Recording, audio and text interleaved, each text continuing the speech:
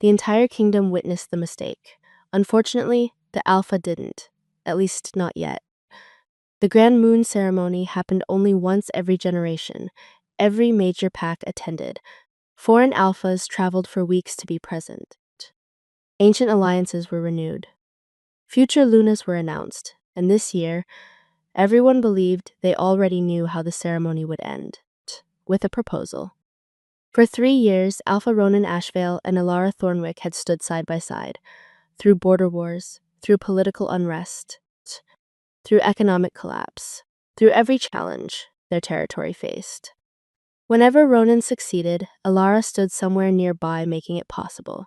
The kingdom noticed, the nobles noticed, even children noticed. Most people already called her Luna. The title simply felt inevitable.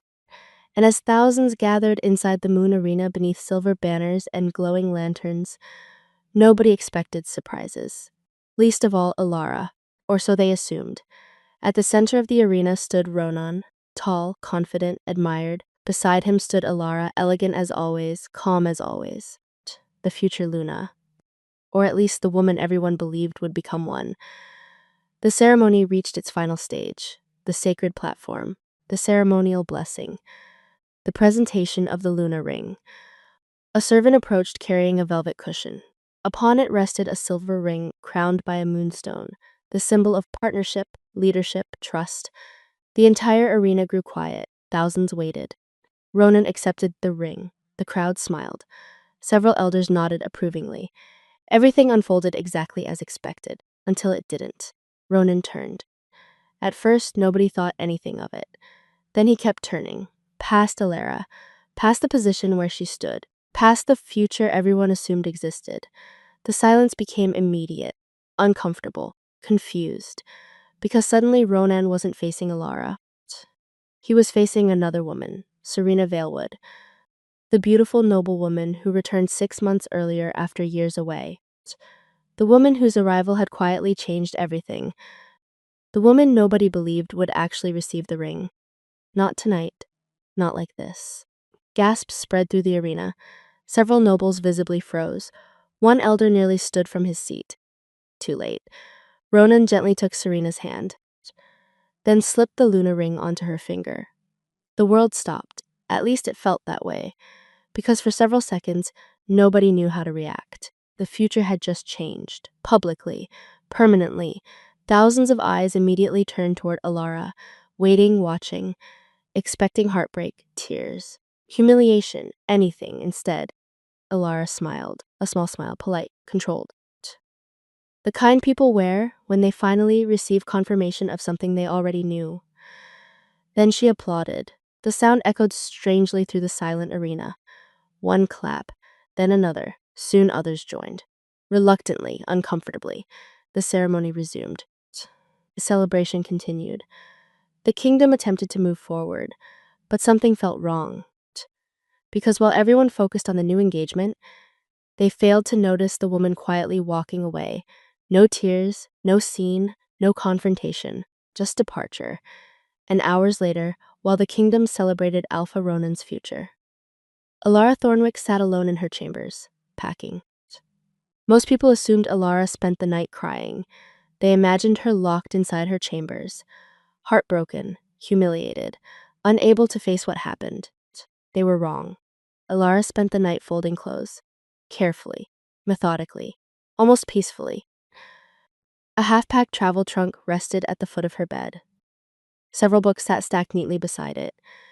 Important documents filled a leather satchel. Everything she intended to take had already been sorted days ago. Not hours, days. Because the truth was simple. The ceremony surprised the kingdom. It did not surprise her. The ring merely confirmed what she had known for months. Perhaps even longer. The signs had never been subtle. Not to someone paying attention. Serena Valewood returned 6 months ago. At first, Alara welcomed her. Why wouldn't she? Serena had once been Ronan's first love. Years earlier, circumstances separated them. Life moved on.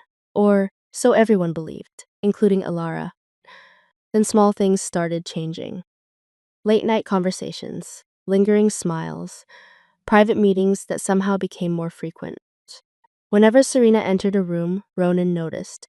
Whenever Serena spoke, Ronan listened. And whenever discussions about the future arose, he hesitated. That hesitation hurt more than anything else, because certainty has a sound. So does doubt, and Alara heard both. The worst part wasn't Serena, it was Ronan, because he never lied, not directly. Instead, he avoided, delayed, postponed. As though refusing to make a decision somehow protected everyone involved, it didn't. It simply prolonged the inevitable. Alara remembered one particular evening. 3 months earlier, they had been reviewing trade agreements together. A routine task, one they completed dozens of times before. At some point, she casually mentioned future plans for the Eastern Territory. Plans that would take years to implement. Normally, Ronan would have joined the discussion immediately. Instead, he grew quiet, distracted, distant. The silence lasted only seconds. Yet it told her everything. People don't hesitate when they can clearly picture a future with you. Only when they're imagining another one. That was the moment she truly understood. The relationship wasn't ending. It had already ended. Only one person refused to acknowledge it. Ronan. The ring changed nothing. It merely exposed reality before an audience. A soft sigh escaped at the lips. Alara closed the travel trunk, then secured the final latch. No tears came.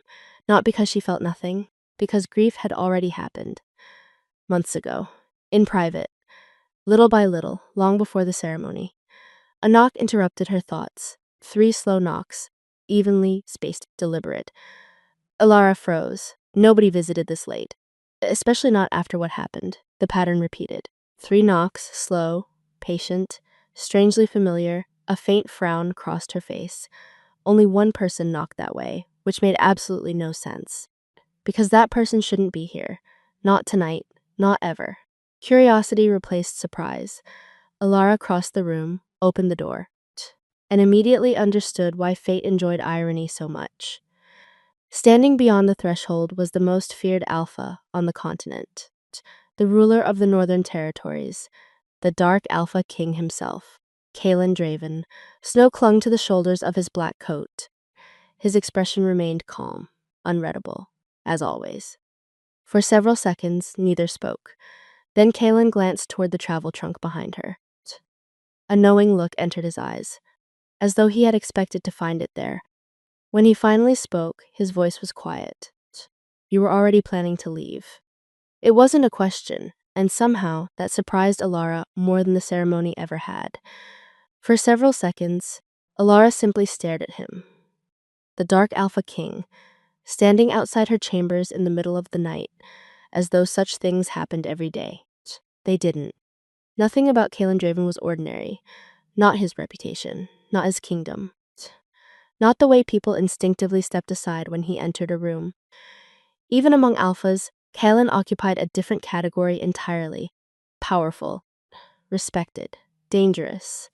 The kind of man whose name alone could silence arguments. Yet tonight, he wasn't acting like a king.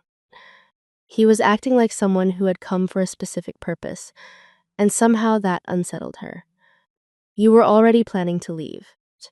His observation lingered between them. Alara glanced toward the travel trunk, then back at him. Is it that obvious? A faint smile touched Kalen's lips, barely visible, only if someone is paying attention. The answer struck harder than expected, because that had always been the problem. People rarely paid attention. Not really. For years, Alara worked quietly behind the scenes, solving problems, preventing conflicts, managing responsibilities no one else wanted. Most people appreciated the results. Very few noticed the effort. Kalen seemed to, which felt strange. He stepped into the room after she moved aside. His gaze traveled briefly across the packed belongings, the organized documents, the prepared luggage, the evidence of a decision made long before tonight. Nothing escaped him. Finally, he spoke. You weren't surprised. Alara frowned. About what? The ceremony? Silence followed. Kalen's eyes never left hers. The crowd was shocked. A pause. The elders were shocked. Another. Even Serena looked surprised. The room became very quiet because they both knew he was right, Everyone reacted. Everyone except her. Kalen folded his arms. You already knew. Not a question. A fact. Alara looked away, toward the dark window, toward the moonlit sky beyond. Eventually she nodded. Yes. The admission felt easier than expected, perhaps because pretending no longer mattered. Kalen seemed unsurprised. As I thought, silence settled again, not uncomfortable, merely thoughtful. Then Kalen walked toward the fireplace. His voice remained calm, measured. You know what interested me most tonight? Alara raised an eyebrow. No, his answer came immediately. Nobody was looking at the right person. The statement confused her. Kalen continued. Everyone watched Ronan. A pause. Some watched Serena. Another pause then. I watched you. Alara blinked. The honesty caught her off guard. Kalen stared into the fire. For years, I've observed neighboring territories. His tone shifted slightly, more analytical now, the voice of a ruler studying patterns. Every successful trade agreement, every major reform, every political recovery. His gaze returned to hers. Your name appears beside all of them. Alara felt strangely exposed, because no one ever said those things aloud. No one ever acknowledged them, yet Kalen clearly had, for years. The realization felt unexpectedly emotional, not because he praised her, because he noticed. There was a difference, a significant one. Finally, Kalen moved toward the door, as though the decision had already been made, as though he expected her answer before asking. Then he stopped, looked directly at her, and offered the proposition that would change everything. Leave with me. The word sounded absurd, impossible, dangerous. Alara stared. Why? Kalen didn't hesitate, not even for a second, because this kingdom is celebrating the wrong person tonight. And for the first time since the ceremony ended, Alara had absolutely no idea what to say. Alara did not answer immediately. For a long time, she stood beside the fireplace, watching the flames dance across the stone hearth. Kalen waited, patiently, without pressure, without persuasion. The silence itself told her something important. He wasn't trying to convince her. He was offering her a choice, a real one, perhaps for the first time in years. Most people assumed leaving would be difficult. It wasn't. Not anymore. The difficult part had been staying. Staying through the hesitation. Staying through the uncertainty. Staying while watching someone slowly choose another future.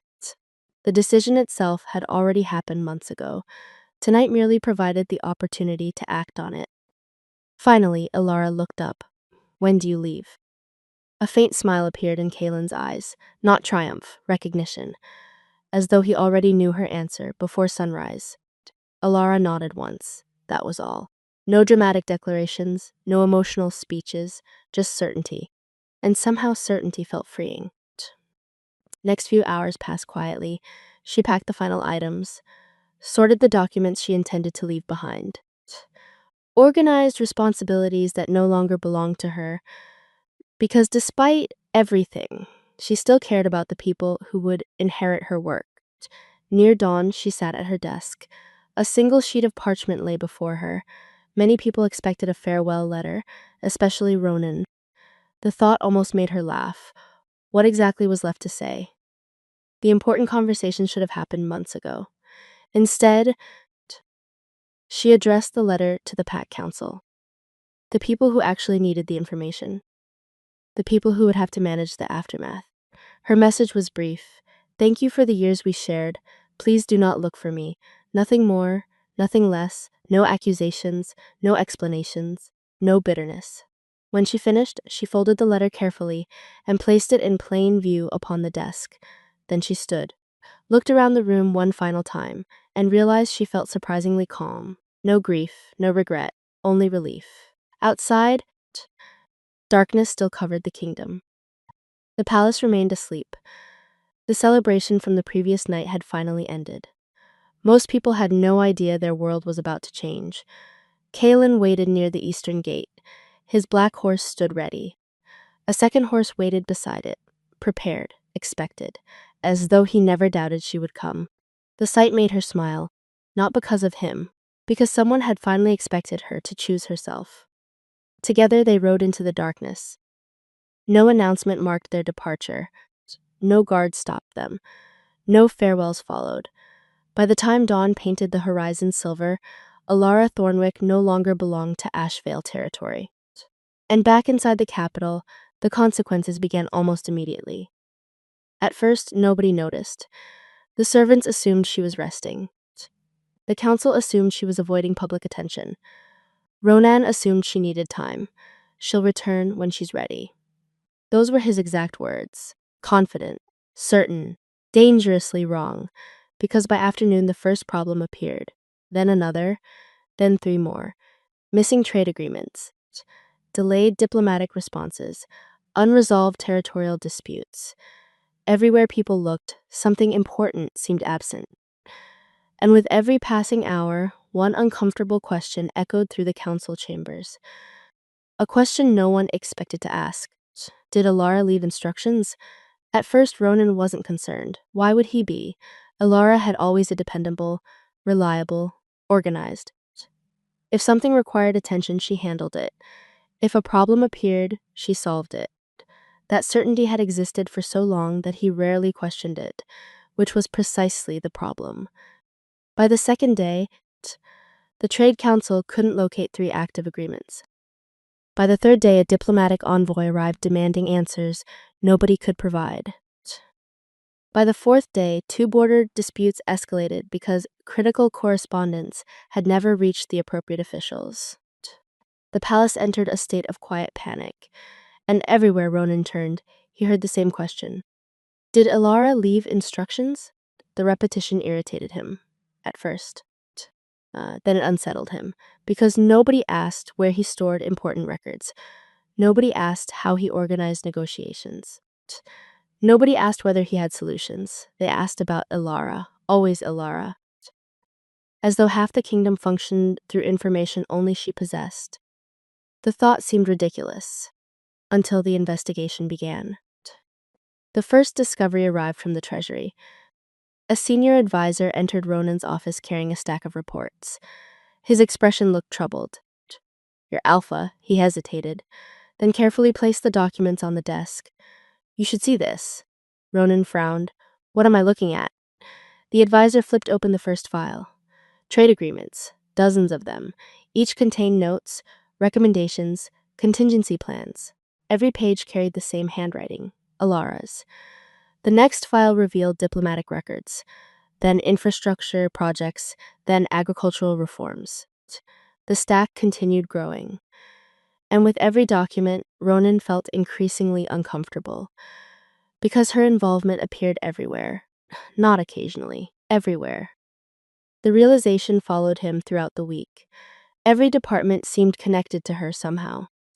The Education Council, the merchant guilds, the border administrators, even the village development programs. Each time a problem emerged, someone eventually said the same thing. Lady Alara usually handled this. The words became impossible to ignore. One evening, Ronan sat alone inside his office reviewing reports. The room felt strangely quiet. The castle itself felt different, as though something essential had vanished, or perhaps someone. A soft knock interrupted his thoughts. An older council member entered, carrying another file. Ronan nearly groaned. What now? The man looked sympathetic, which somehow made everything worse. You remember the Eastern trade expansion? Ronan nodded. Of course he did. One of the most successful economic projects in recent history. The councilman opened the file, then pointed toward several signatures. Ronan stared, and stared again. Because while his own name appeared prominently across the documents, the architect behind the project wasn't him. It was Alara. She designed it, negotiated it, implemented it, then quietly allowed him to receive most of the credit. The discovery felt like a punch to the chest, not because she hid it, because he never bothered to ask. The silence inside the office became suffocating. How many times had this happened? How many victories carried her fingerprints? How many successes depended upon work nobody acknowledged? The answer frightened him, because he was beginning to suspect it was far more than he wanted to know. Then, several months later, rumors arrived from the north. And somehow, those rumors hurt even more. Because according to every report, Alara Thornwick wasn't struggling. She wasn't grieving. She wasn't waiting. She was thriving. The first rumor was easy to dismiss. The second was harder. By the 10th, Ronan could no longer ignore them. Every report arriving from the Dark Kingdom carried the same message. Alara Thornwick was thriving. Not surviving, not recovering, thriving. At first, he assumed the stories were exaggerated. People enjoyed gossip, especially when it involved powerful kingdoms and public scandals. But the reports kept coming, and they came from reliable sources: merchants, diplomats, traveling officials, people with no reason to lie.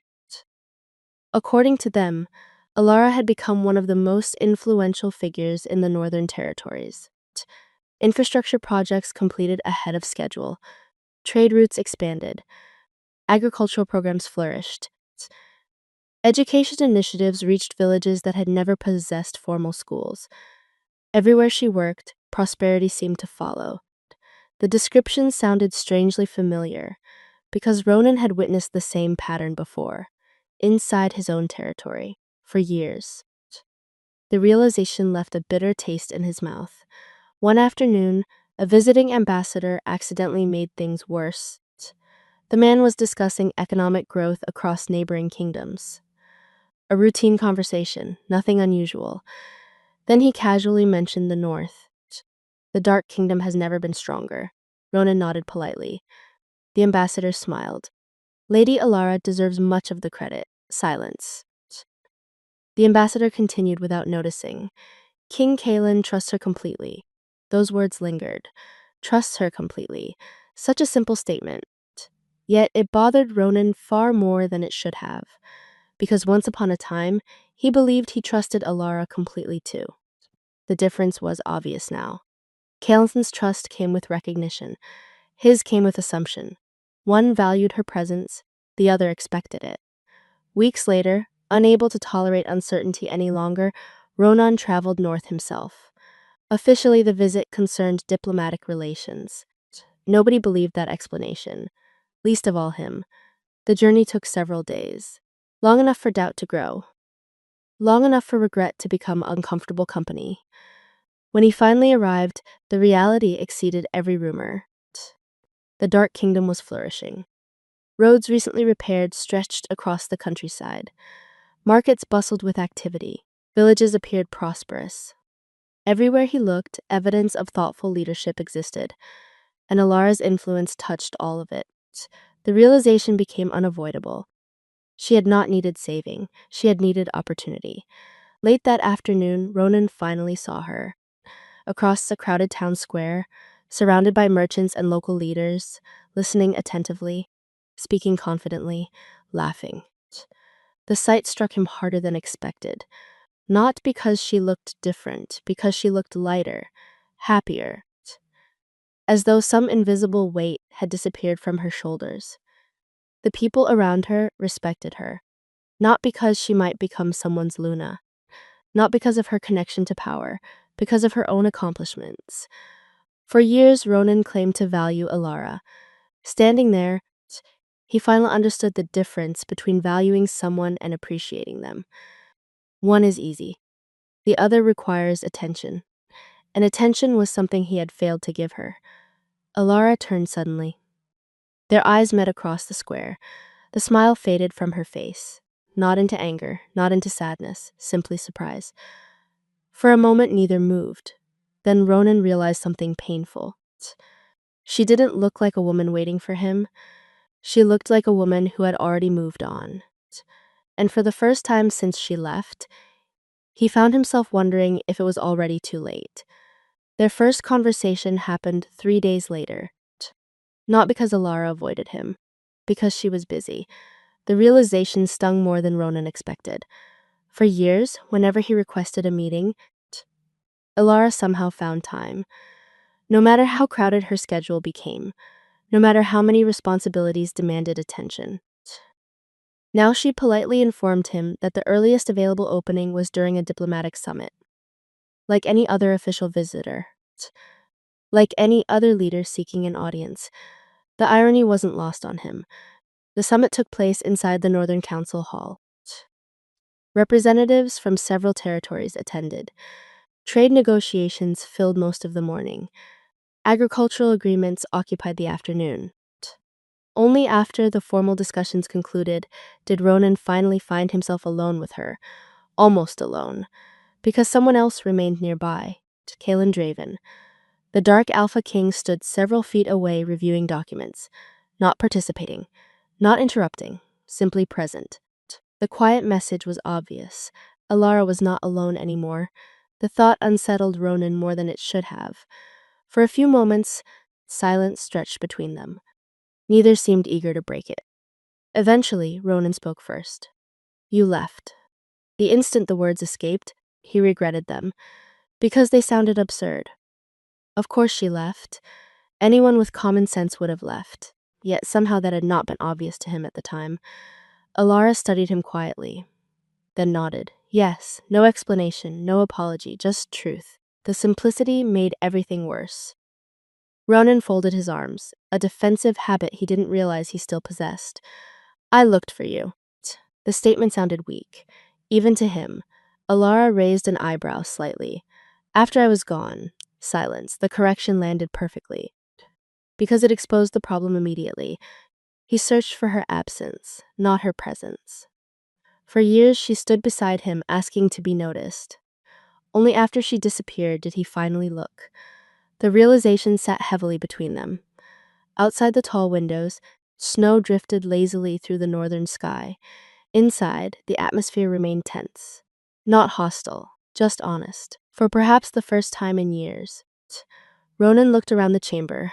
The reports, the maps, the active projects spread across the tables, evidence of a life continuing without him, without his kingdom, without any connection to the future they once planned. "You've done well here." The compliment emerged quietly. Alara glanced toward the documents, then shrugged lightly. "I've been given opportunities."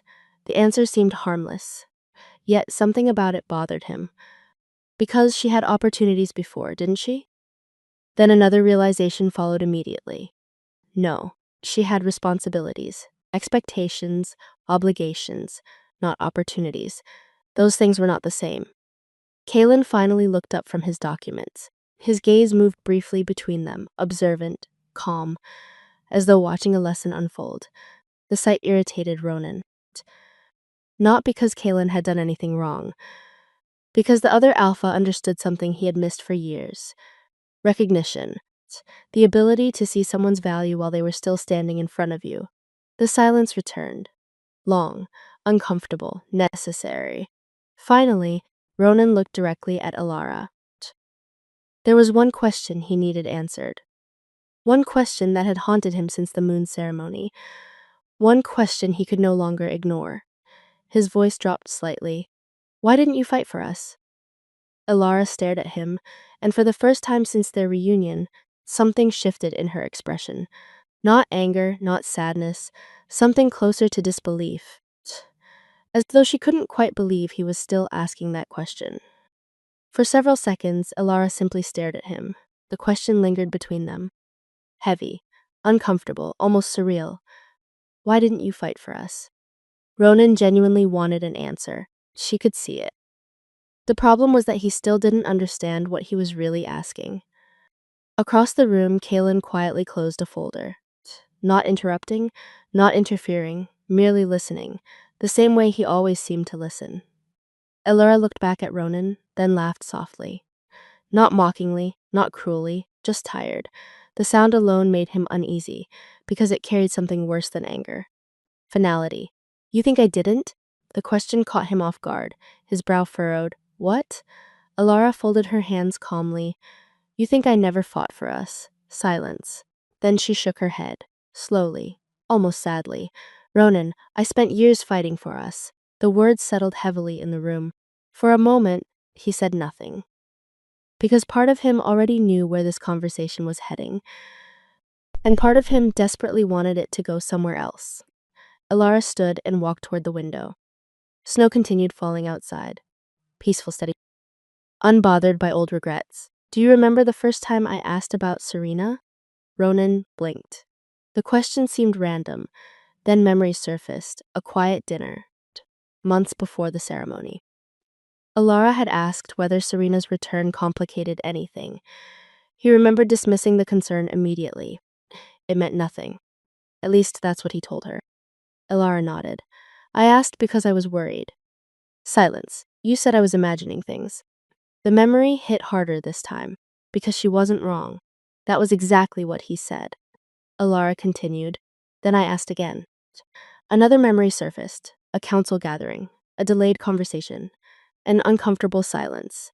Again, he dismissed it. Again, he changed the subject. Again, he avoided the truth. The room felt colder. I kept trying to talk to you. Her voice remained calm. That somehow made everything worse.